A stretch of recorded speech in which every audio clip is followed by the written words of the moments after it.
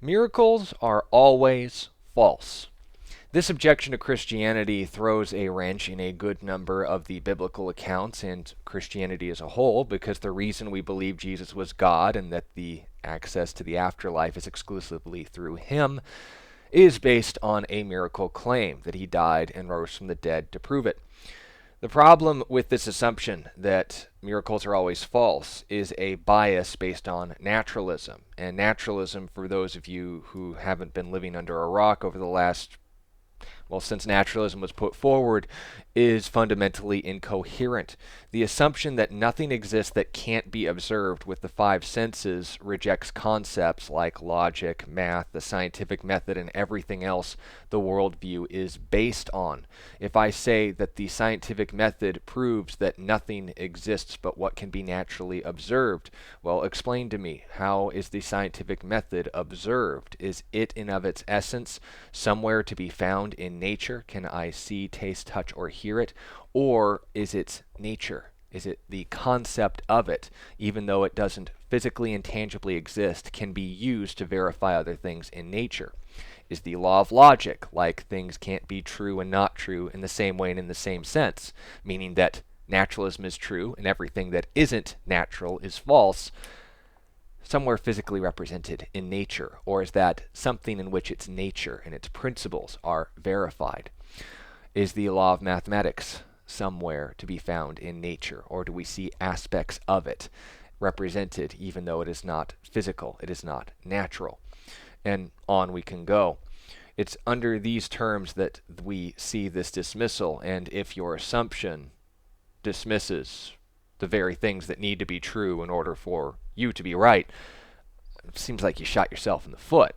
But we won't stop there. If we claim that something is always false based on a bias that requires you to ignore evidence that conflicts with what you've already decided, normally that's not an effective way of discovering truth. And here's an example. There's a difference between saying that there's a square circle that conflicts with itself by definition and saying that there's something that you can't see do things. The first assumes the definition of what a square and a circle are. A circle has no sides, a square has four sides. It's one or the other. The second assumes there's nothing in this universe you don't know about, which is reasonable to assume. So here are the facts in the table. Miracles are simply introducing new factors to what usually happens. For example, if and I've done this several times in our times with our discussions here together in the top 30 objections to Christianity, if a coffee mug is taken and I let go of it, what naturally is going to happen? It's going to fall, it's going to hit the floor, or further, depending on its mass and wind velocity. But, I'm kidding, it would be the acceleration. But note this as well. The miracle is if a hand catches it before it hits the ground. This is a new factor that was introduced before that event was able to take place.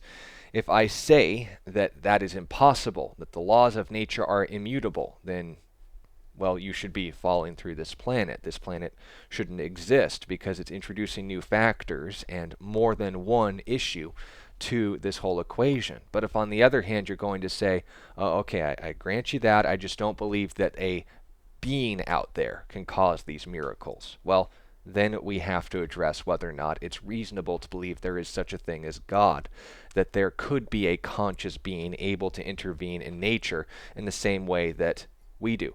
But if we're going to make that claim, understand the claim that miracles are always false, the assumptions need to be made, or addressed rather, before conclusions can be made.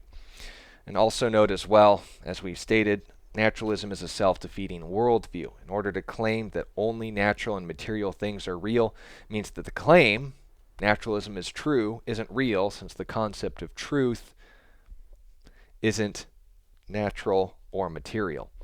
So if we clarify the definition of a miracle, according to Merriam-Webster's dictionary, as well as the definition from the same source on naturalism and the first law of logic, we can come to fair conclusions about this, not this false assumption. If you want further examples or want me to go into more detail, I'd be happy to do so, but I think that suffices for the explanation. If you run into someone that's still just going to badge you about this, then they're not being objective, but you can find people who will be, that'll at least give you as much credit as to note this example, that you can get to the real heart of the issue in saying, can God do things without your permission? That is the point. So, you want to know more about those things, perhaps specific scenarios in which you've had difficulty handling this issue, be happy to address them in the comments, but I want to thank you for taking the time to listen to this study regardless. I look forward to talking to you next time with more of these objections, and until then, God bless you.